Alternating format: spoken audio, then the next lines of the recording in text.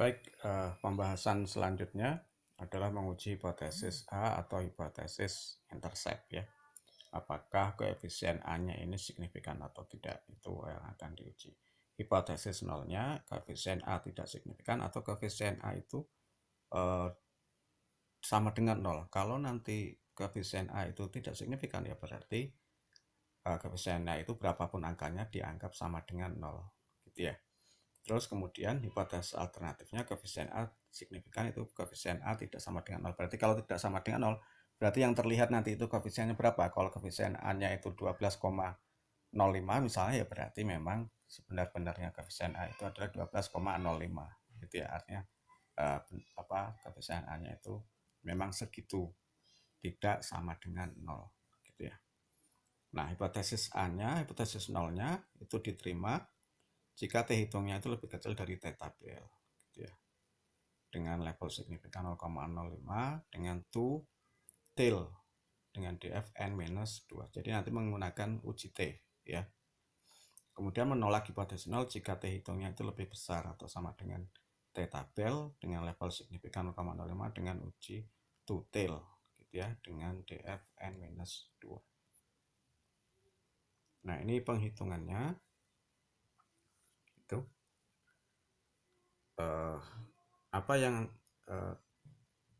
dihitung di sini ada banyak. Kita lihat selanjutnya, rumus selanjutnya yaitu mencari varian error estimasi, yaitu y dikurangi y aksen kuadrat ya, kemudian dibagi n minus k itu jumlah variabel x-nya berarti 1 gitu ya, x-nya 1, y-nya 1, kemudian minus 1.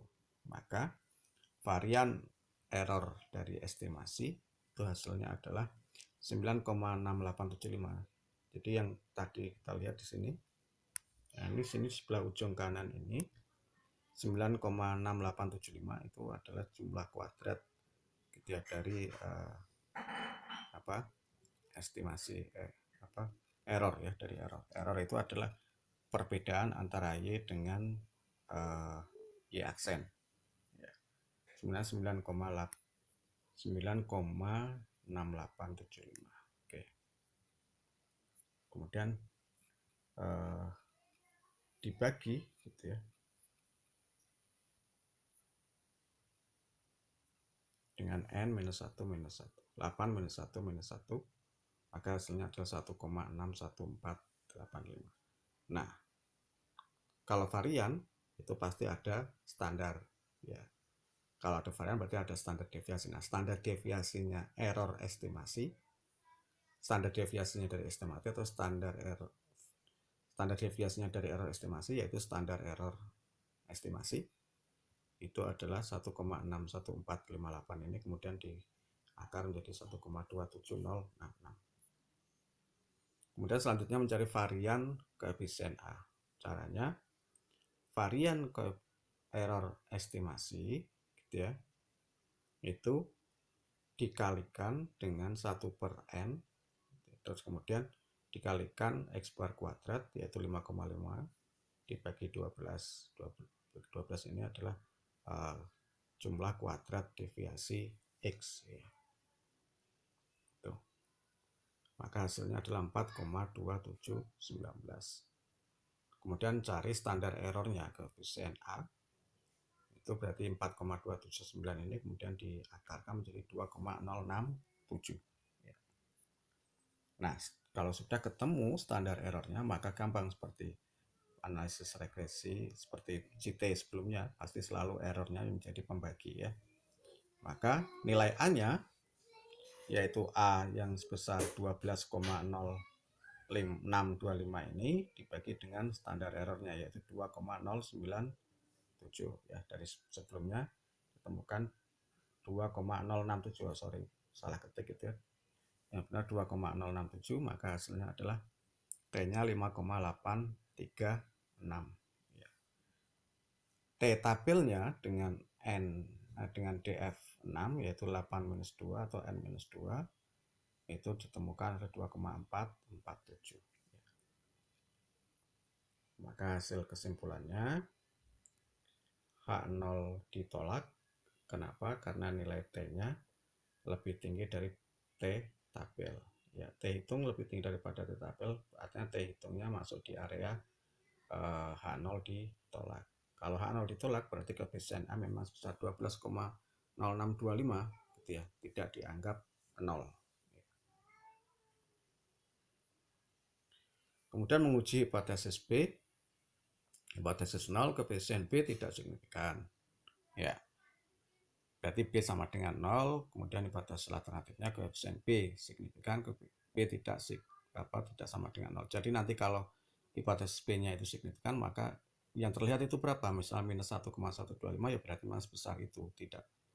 Kalau berarti mas besar itu. Kalau tidak signifikan, baru itu dianggap sama dengan 0. Gitu ya. Menurut hipotesis 0, jika T hitung lebih kecil dari T tabel, dengan DF N-2, dengan level signifikan 0,05 tutil.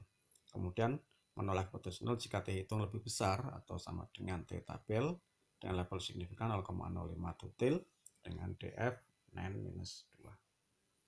Menghitung T untuk koefisien B,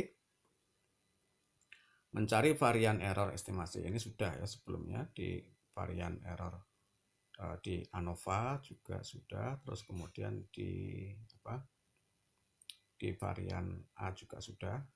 Varian error estimasi setelah tadi sudah ketemu 1,61458, kemudian di akar menjadi standar error estimasi ini juga sudah kita hitung, yaitu 1,27066. Setelah itu mencari error standar B, ya, yaitu dengan cara standar error estimasi itu dibagi dengan standar deviasi, gitu ya, dikali akar N-1. Standar deviasinya seperti yang bisa kalian lihat di hitungan sebelumnya, itu adalah 1,309, itu standar deviasi X. Kemudian akar 7 ini dari mana? Karena N nya 8, maka N-1 adalah 7, maka 1,27066 dibagi 1,309 kali 2,64575, maka hasilnya adalah 0,367. Standar errornya untuk B itu adalah 0,367. Nah, T hitungnya untuk B berarti B itu minus 1,13 atau minus 1,125 dibagi SB 0,367, hasilnya minus 3067. Kemudian T tabelnya adalah 2,447, sama seperti yang koefisien A tadi ya. Maka karena T hitungnya lebih besar dari T tabel, gitu ya, berarti masuk area T itu masuk area H0 ditolak. Artinya H0 ditolak berarti koefisien B memang sebesar minus 1,13, yang berarti berbeda dengan angka 0. Gitu ya. Terakhir, tabel koefisien ini dijadikan satu, koefisien A sama koefisien B. Gitu ya. Koefisien A-nya 12,063, tadi itu konstanta ya, atau intercept. B-nya itu koefisien ya.